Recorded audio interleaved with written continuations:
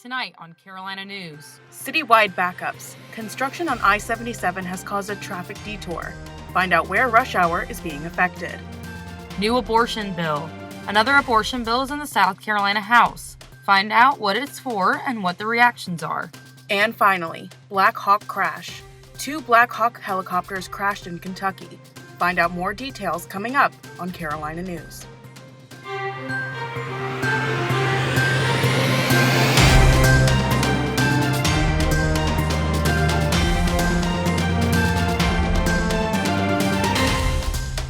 Hello and welcome to Carolina News. I'm Hannah Barton. Good afternoon and thanks for joining us. I'm Christina Thacker.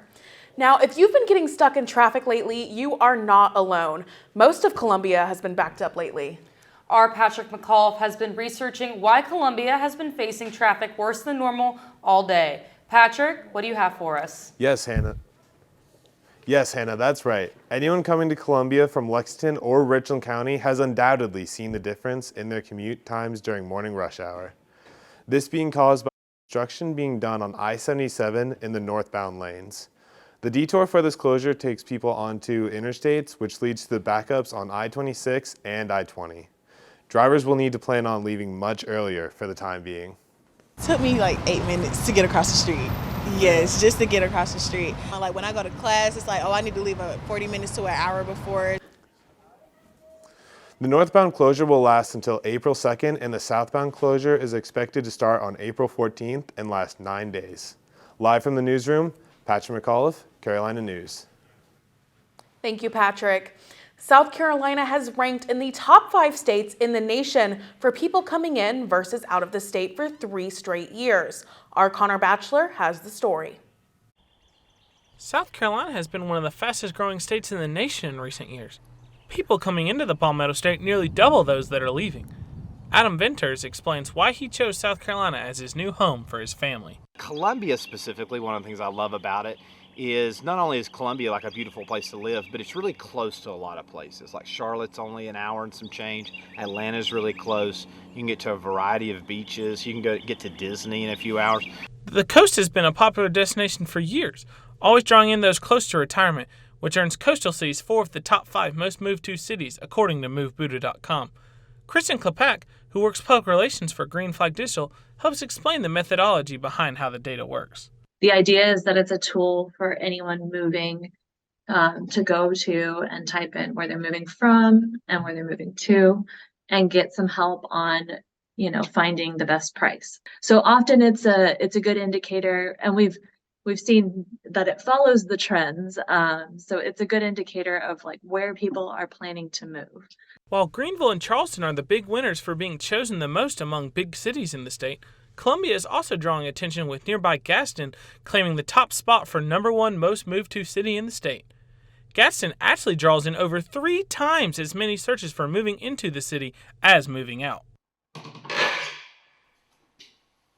Even with less houses available on the market and rising prices the last several years during COVID to either buy a house or build one just like this, that has not stopped people from choosing to come to South Carolina.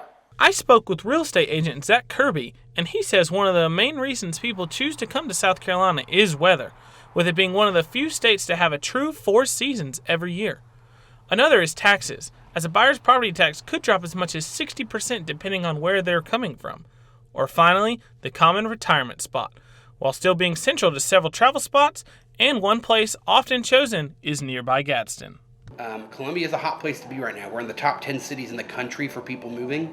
And so Gaston right now is the affordable place to be. If you're a first-time home buyer, you're kind of priced out of a lot of markets in Columbia, in Lexington, and Chapin. And so for that first-time home buyer trying to buy a starter house, to get that at an affordable price, you're having to go further out, and that means places like Gaston. With Scout International set to bring another large car plant to South Carolina, more incoming jobs will surely not slow movers down. For Carolina News, I'm Connor Batchelor. South Carolina continues to draw people in all over the state, and it seems even with recent higher prices, there is no stopping people from choosing to move to the Palmetto State. The Richland 2 School District is on fiscal watch after being 3 months late to submit an audit. The audit found several financial problems with the district, as expenditures had been overstated by $73,000 and 56 teachers had been underpaid by around $294,000. This also comes with a national teacher shortage across the country. Richland 2 is short 150 teachers, and projected numbers say that it could jump to 300. Because what do you do in August if you're still 100 teachers short? That's a math problem that doesn't add up, right? The auditor has stated that for now, only current employees should have access to the credit cards that are used for school purposes. New generators will be headed to Branchville as they are seeking $500,000 in state funding. The money would go to water lines and new generators that are used to power its pump station during storm power outages.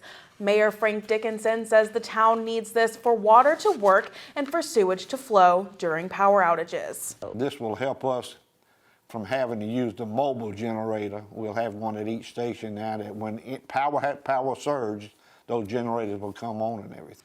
This is a top priority of the mayor's as hurricane season is ahead in the next 6 to 3 months. It looks like a beautiful day here in Columbia, South Carolina, Hannah. That's right. Megan Kleski is outside the Weather Center now. How does it feel out there, Megan? Hi guys, yes, it is a beautiful day outside today. The sun is actually shining directly in my eyes. That's why I'm squinting a little bit. I see some people walking towards the horseshoe, so everybody is taking advantage of this beautiful day outside. Now tonight it is going to get a little bit cooler. 57 is our low for tonight, so you might want to bring a jacket if you go downtown, hitting the town, and then throughout the rest of the week on Saturday there is a chance of thunderstorms, so be prepared to bring an umbrella and a rain jacket. But then we'll see the thunderstorms go away on Sunday. That's all I have for now. Back to you guys at the news desk. Thank you, Megan. We've been giving you updates on the abortion bills in the State House for the past few months. Now there's another. That's right. Our Hunter Burbank is live right now at the State House. What can you tell us, Hunter? Thanks, guys. So right now I'm live at the State House, where today I was following a new abortion bill. This bill was introduced in the House on Wednesday, and I spoke with Representative Heather Bauer. She's the one who introduced the bill. It's the most disgusting, grotesque thing I've ever heard of. This is a reaction to the bill that Representative Bauer is trying to combat with a new one. The bill that she opposes would make it so people who have an abortion could be subject to homicide laws, including the death penalty. The new bill that she is a sponsor on is aimed for change. So my bill I'm calling healthcare, not handcuffs for women. It would not only oppose the original abortion bill introduced earlier this month, but also strike down state code that would imprison people who have unlawful abortions for up to 2 years. Representative Bauer felt like it was the perfect time to introduce this bill. Once a colleague of mine filed a bill to prosecute women up to the death penalty, which, by the way, has never been seen in the history of the world in any civilization. I thought it was the perfect time to file this bill again. So this is one of the 2 bills that have the exact same wording. One is in the Senate and this one is in the House. They're both in the committee, and with session ending in May, Democrats are racing to get this bill passed. Reporting live at the State House, Hunter Burbank, Carolina News. Thanks, Hunter. A local elementary school faced a scary moment yesterday when a student brought a gun to campus. The incident occurred at Kelly Elementary School in Fairfield County. Investigators say a staff member found the student in possession of the weapon. They notified a school resource officer. No one was harmed. It is still unclear how the child came into the possession of the gun. The incident is still under investigation. A Bennettsville man was arrested this month for his alleged involvement in a child pornography case. Dustin Cooper is accused of using Fortnite and Snapchat to coerce a minor into sexually explicit conduct. Cooper is charged with 5 counts surrounding child pornography and 2 counts of persuading and coercing a minor to engage in sexual explicit conduct. He has since been released on bond, and his hearing is scheduled for next week. Coming up on Carolina News, 9 soldiers are dead after 2 Black Hawk helicopters crashed. We'll have more on the incident after the break.